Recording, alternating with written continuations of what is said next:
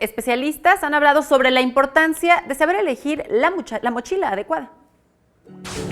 ¿Sabía usted que el uso de las mochilas podrían representar un riesgo para la salud? Así como lo oye, utilizar una mochila inadecuadamente podría generar lesiones que a corto plazo no se reflejan, pero que en un largo tiempo podrían desencadenar padecimientos muy dolorosos.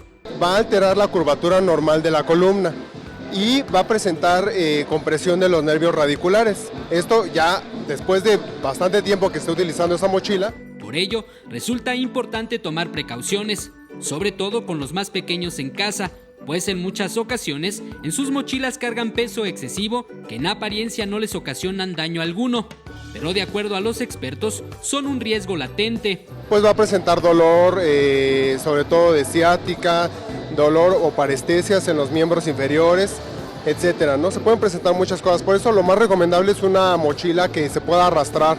Muchos padres de familia desconocen las medidas que deben tomar para que el peso excesivo de una mochila no ocasione daño a la salud de sus hijos. Sin embargo, son pocos los que sí realizan algunas acciones con las que consiguen no poner en riesgo a los más pequeños. Solamente que cargue lo necesario que va a ocupar para ese día, ver bien en su tira de materias qué es lo que va a ocupar ese día, que no sea tan pesado.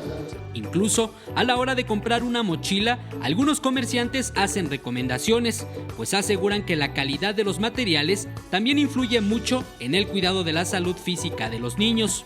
Que compren más que nada productos originales, que no compren productos piratas porque no tienen el mismo soporte en los tirantes. Con estas recomendaciones, seguramente usted en casa podrá evitar que su hijo o hija presente alguna lesión a largo plazo. Y es que recuerde que cuidar de ellos es lo más importante en este regreso a clases. Con imágenes de Liber Rodríguez, Eric Pinto, 21 Noticias.